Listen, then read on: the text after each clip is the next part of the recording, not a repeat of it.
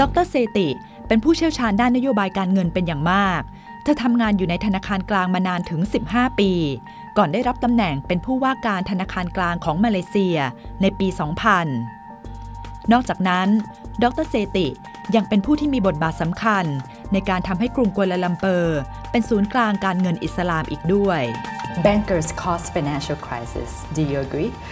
Well, not necessarily, but in some particular cases that it was part of a financial system, particularly in the US, that was not actually regulated, the investment banking and so on.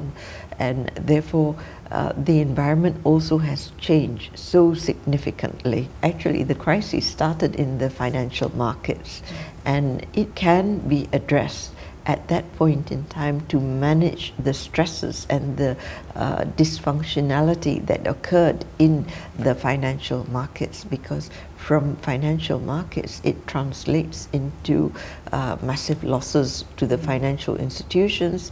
Then you have the financial stress and then the economic crisis that follows.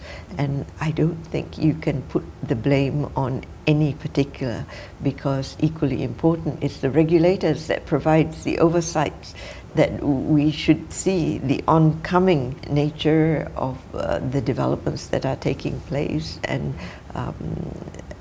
I believe in intervention. We have a very interventionist supervisory oversight.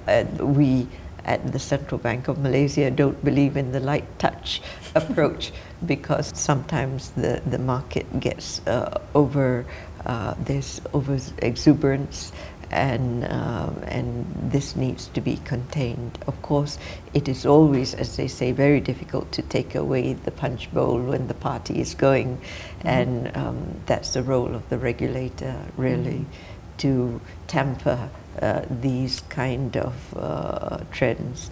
It's not very popular, but the price for it later on is much, much higher. It's very damaging and can be very devastating to a country. As an experienced central banker, what do you think should be the best relationship between central bank and governments?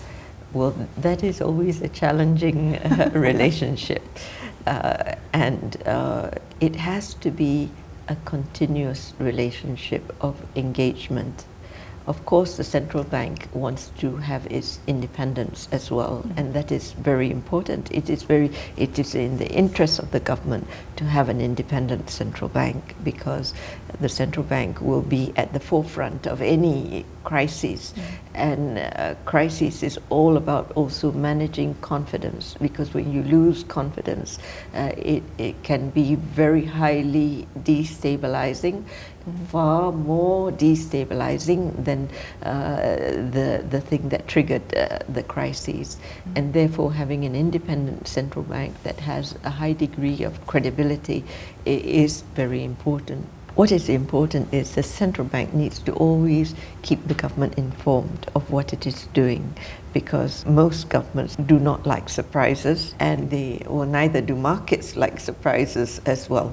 And so this relationship has to be managed well. And I think if there is, most of the time, differences exist because of lack of awareness, lack of understanding of the issues. The issues now going forward has become far more complex and involve so many. The central bank never on its own could manage a financial crisis.